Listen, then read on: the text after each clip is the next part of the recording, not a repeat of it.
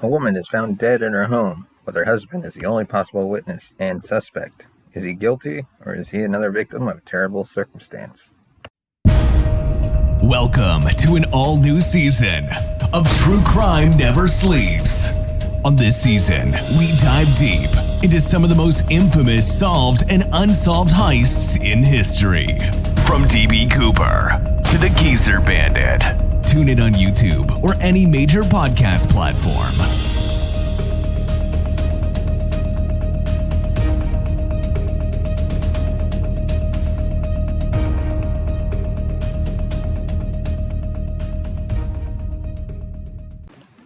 On February 21st, 1945, Dr. Samuel Sheppard and Marilyn Reese were married and settled near Lake Erie, Ohio. 2 years later, they had their first and only child, affectionately nicknamed Chip.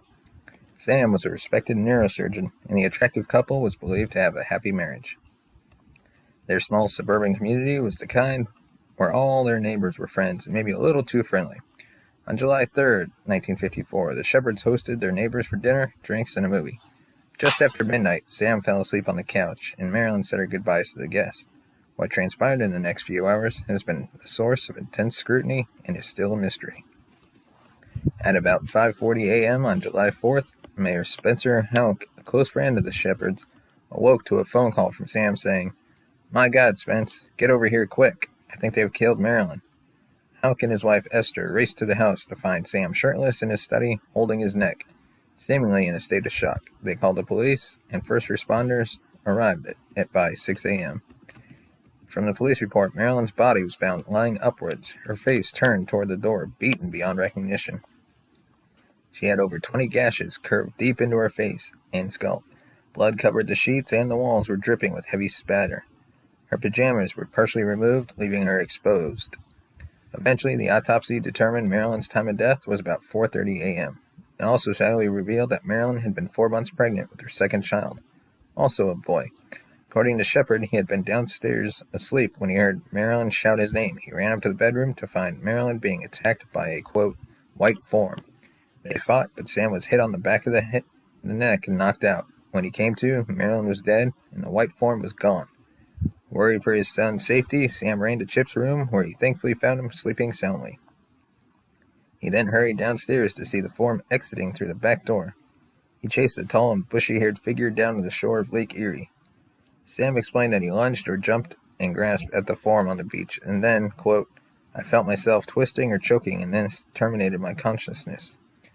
When Sam woke, it was nearly dawn, and he was missing his shirt and watch.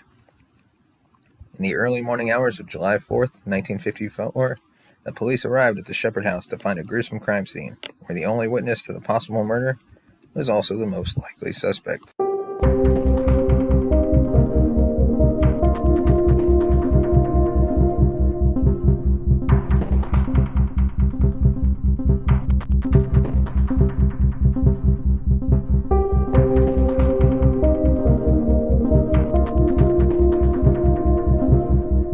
And now we're going to look at some theories. First one, the entire story was made up, and that Sam Sheppard murdered his wife in cold blood.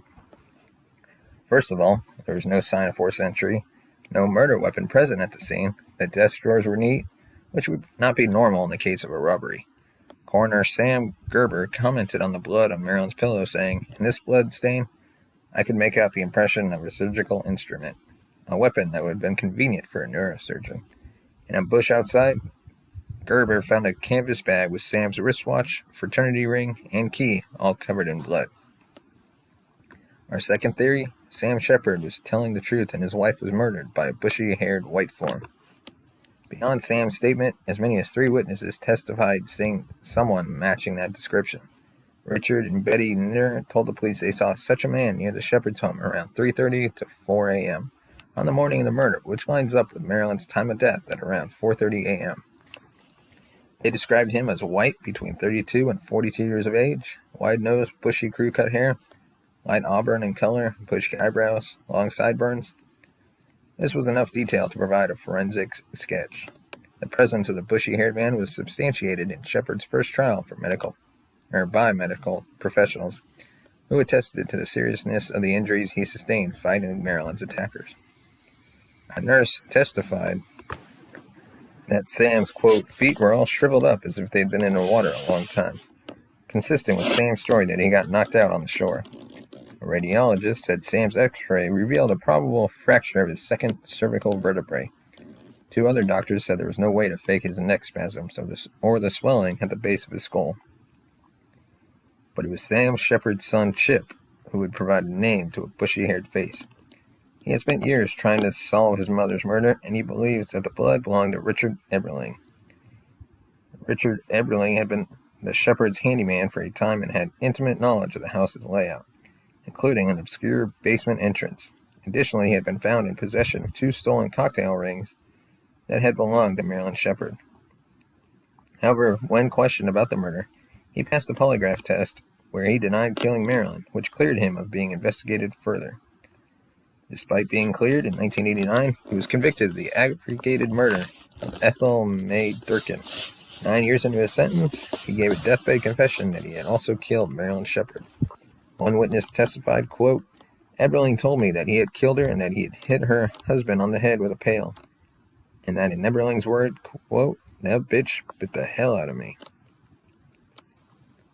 Besides these main theories that we just discussed, there were 2 other suspects that raised some questions. First one was Esther Houck. F. Lee Bailey believed that the murder of Marilyn Sheppard could have only been perpetrated by another woman. There were rumors that Marilyn was having an affair with Esther's husband, Spencer, the mayor and first person Sam called that fateful morning. Bailey said of Houck's motive and means, quote, one possible motive is feminine jealous hatred sparked to action by some event disturbing to the killer. A jealous killing requires a woman killer. During the retrial, Bailey got Esther to admit she had ignited her coal fireplace the morning of the murder, despite the fact that it had been a warm summer evening. He implied she might have been trying to burn bloody clothes and other evidence, and also that she was left-handed, like the killer. However, there was no evidence to prove Spencer and Marilyn had an intimate sexual relationship, and seemingly no further legal action was ever taken against the Houcks. The second suspect was Major James Call. Former FBI agent Bernard Connors believed that Marilyn was murdered by Major James Call, an Air Force pilot who went AWOL in 1954 to embark on a murderous crime spree. Connors said the Sheppard murder fits with Call's MO, in which he would break into a house of sleeping people and use violence against anyone he came across. A small crowbar found in Call's possession could have been used to cause Marilyn's injuries. Even more compelling, Marilyn likely bit her attacker, and Call had a scar that seemed to be from a deep bite mark on his left index finger. When they captured Call, they questioned him about Marilyn's murder, but never pursued the link.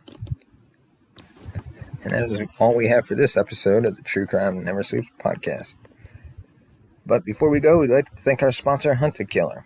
Hunt a Killer is an immersive murder mystery game told over the course of 6 episodes or boxes. Each box is filled with different clues and physical items such as autopsy reports, witness statements, and more. You use these clues to solve the ongoing murder mystery. In the final episode, you'll be able to catch the killer and bring him to justice. And right now, you can use the promo code TCNS for 20% off your first box. Just go to huntakiller.com and use the promo code TCNS for 20% off your first box. Thanks for listening. Let us know your thoughts on this murder by sending us a tweet at TrueCrimeNS, or leave a comment in the comment section below and share with us, who do you think killed her? Thanks for watching. We'll see you next time. Thank you for listening to the True Crime Never Sleeps podcast. Follow us on Twitter at TrueCrimeNS. Like us on Facebook at True Crime Never Sleeps. Send us a voice message at anchor.fm/truecrimeneversleeps/message. Tune in next week for an all-new episode.